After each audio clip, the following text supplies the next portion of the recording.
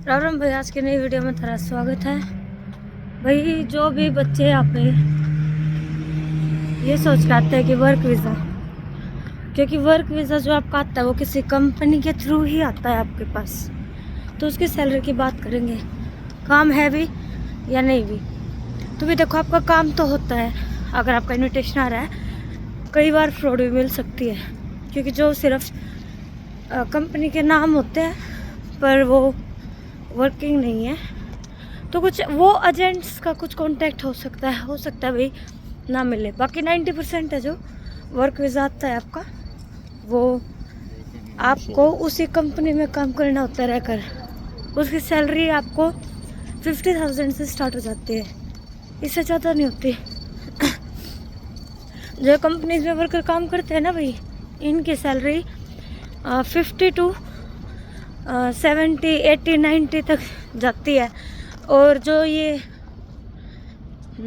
अलग से करते हैं उनकी 1 लाख प्लस भी चल जाती है। बट वही मैंने ज़्यादा मांगता है भाई।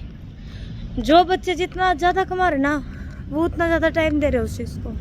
क्योंकि अगर आप नॉर्मल एक एवरेज सैलरी बेसिस बात करें तो 12 घंटे की शिफ्ट होती है, जो आप कंपनीज के थ्रू आता है। जैसे जो ये आ रहे हैं बेकरीज में आ रहे हैं, या फिर और किस में स्टिचिंग में आते हैं, बहुत सारे रेलवे वगैरह में आते हैं, तो इनकी बहुत लिमिटेड सैलरी होती है।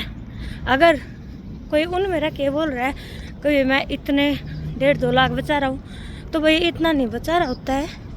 हाँ, इन केस अगर बचा रहा है ना भाई 1%, तो वो सिर्फ उस कमाई से नहीं बचा रहा है, वो एडिशनल काम कर रहा है कुछ, उस और चीज़ को भी बहुत ज़्यादा टाइम दे रहा है, तब वो इतना कमा पा रहा है। क्योंकि उनकी मंथली सैलरी इतनी होती है। आपका स्टे और फूड कुछ जगह फ्री होता है, कुछ जगह नहीं होता है, लेकिन फिर भी अगर फ्री भी है आपका अकोमोडेशन और फूड, फिर भी 5-4 हज़ार तो आ जाए, ठीक है। और वर्क वीज़ा आते हैं आप, तो आप जितना मेरा मानना है 2.5-3 लाख से स्टार्ट कर देते हैं लेना, और 6-7-8 लाख भी ले रहे हैं भाई, सुनने में आया है।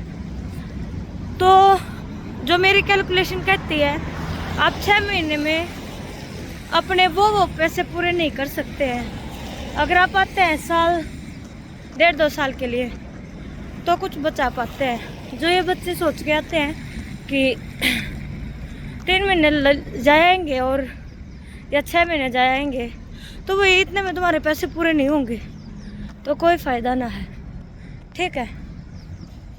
फिर भी कोई डाउट हो तो आप कमेंट कर सको हो। Bye bye.